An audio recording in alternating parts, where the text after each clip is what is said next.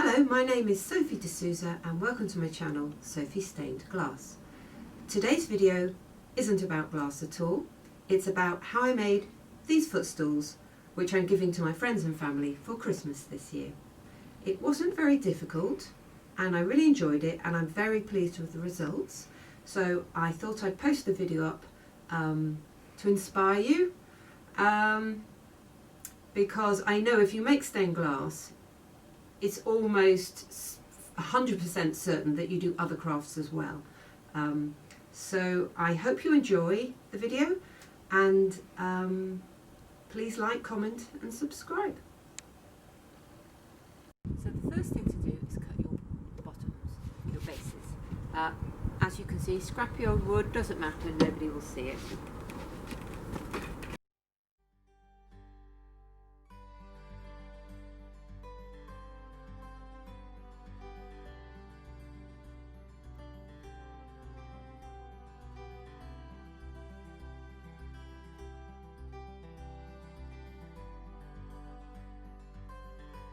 So having cut out your bases, you now need to drill for the legs.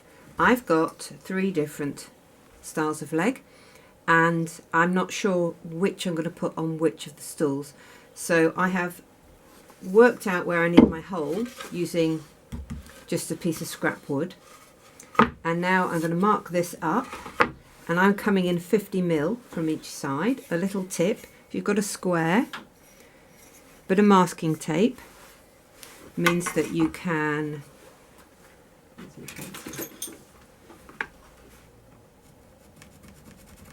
don't have to keep measuring. Right, this one. My bit is the size to take this nut.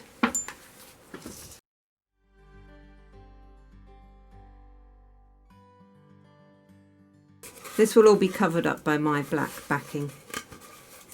I'll show you how these work now. You push that in. Now, as you screw this in, so can you see that? As you screw this in, it drags this nut into the wood. But I'm not going to use that leg to get this into the wood because I don't know, I just don't want to manhandle the legs too much, and you need quite a lot of force actually to drag these nuts into the wood. This wood is very hard because it's a sort of composite. It's a mixture of wood and glue, and so that's always going to be harder. Now let's see if you can see this. Yes. So as I screw that,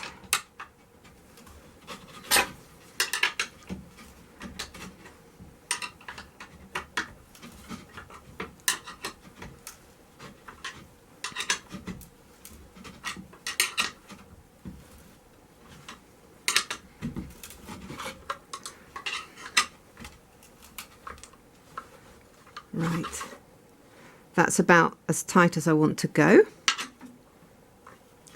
Now I will take this out and it should leave the nut in place, ready to take the leg. So I'm going to do that on all my bases now. I measured up my foam by putting my wood on top, and I've made my foam just a little bit bigger than my wood. Now apparently if you spray silicone onto your knife it will go through your foam easier. So let's give it a go. Oop. Huh. Wrong side of the knife. Oh, nice.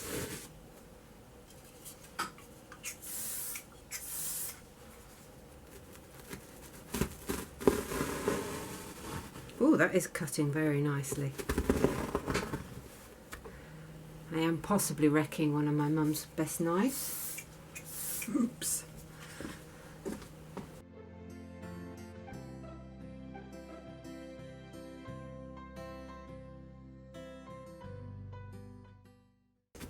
So I got this foam off a sort of free cycle site because I'm all about reusing, and it obviously has the added benefit of being free. So this is a foam double mattress. And it's way more foam than I need, but I haven't gone out and bought any, and it would probably have ended up in landfill. So I'm quite happy about that. It's 4-inch. They call this a memory foam mattress, but actually it's only got a very thin bit of memory foam on the top, and the rest of it is just regular foam.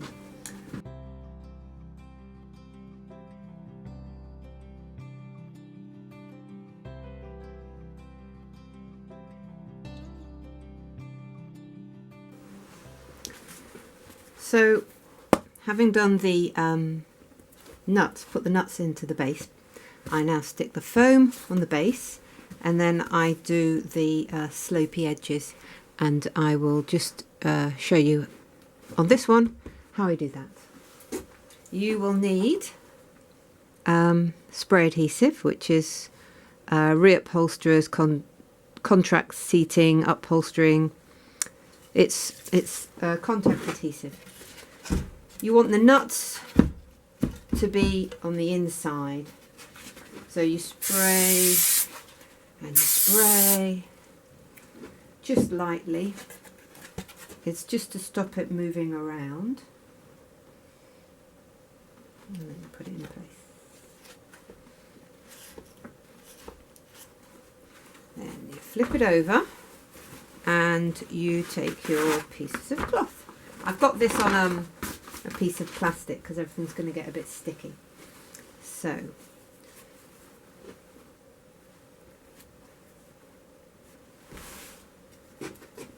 can you see that? Yes.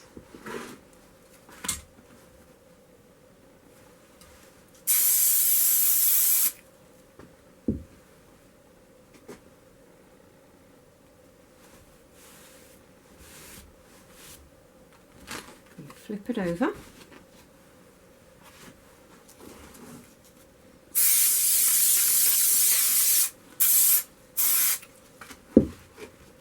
Then you use your weight. Let's see, can you see this?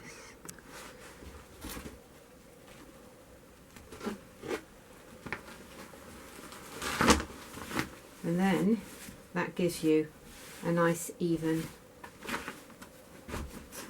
curve.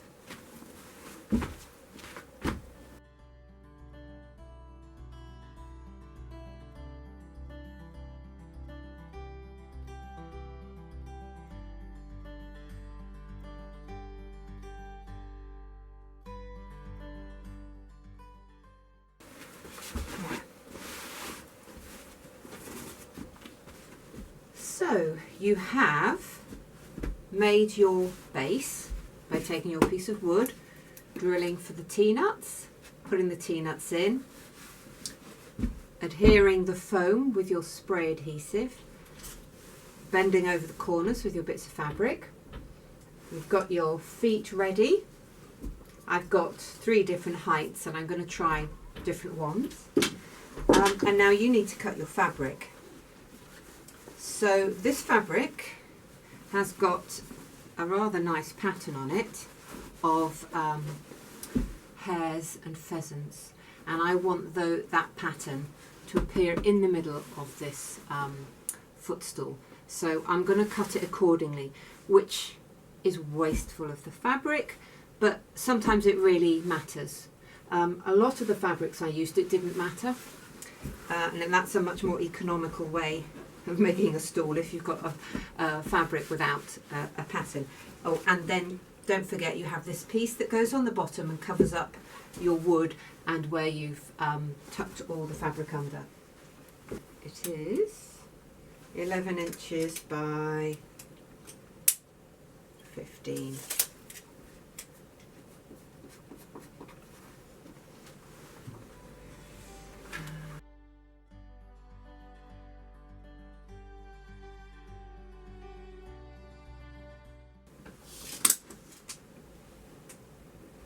So I'm measuring all the way around the footstool, and I'm going to cut it at 29. I'm going to be quite generous on the width.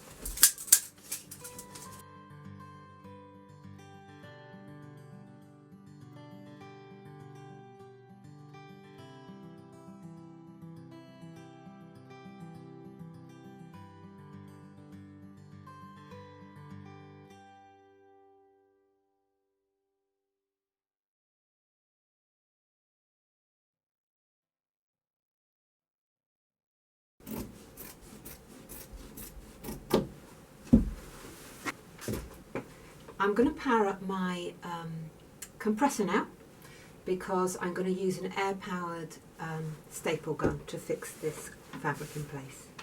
If you're going to put wadding on top, you want the wadding to come to this edge of your board, but not to loop down underneath. So I've just fixed it with 4 staples. Now I'm going to cut away this extra fattiness here.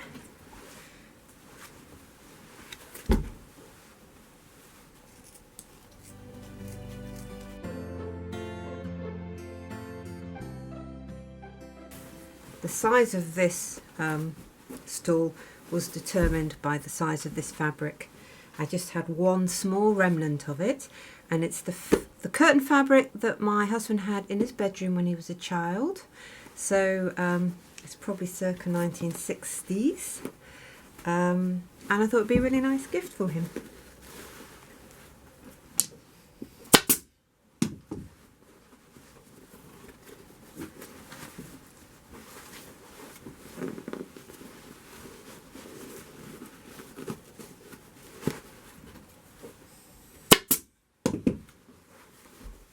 So we just do the middle of the 4 sides.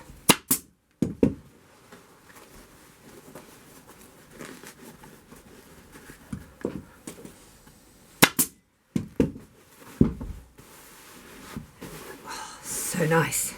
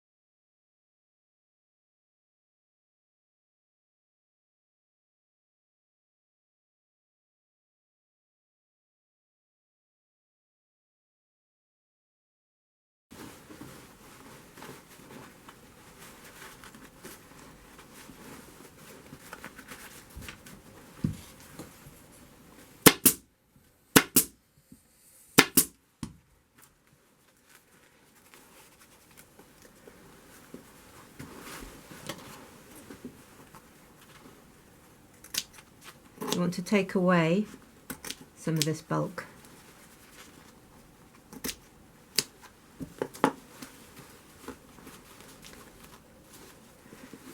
I'm going to try and get rid of this.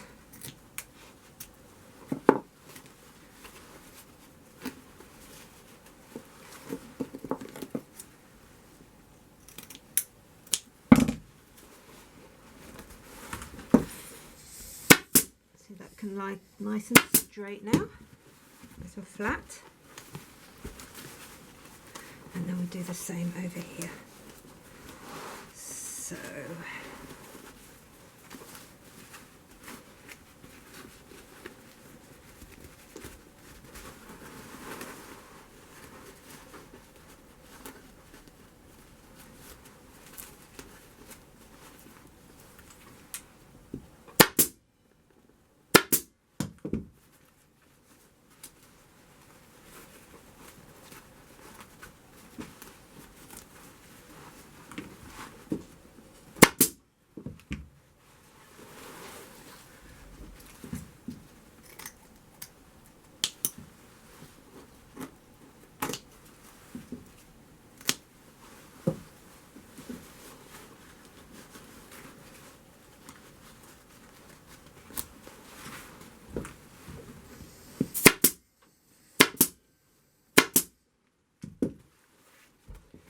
How nice is that?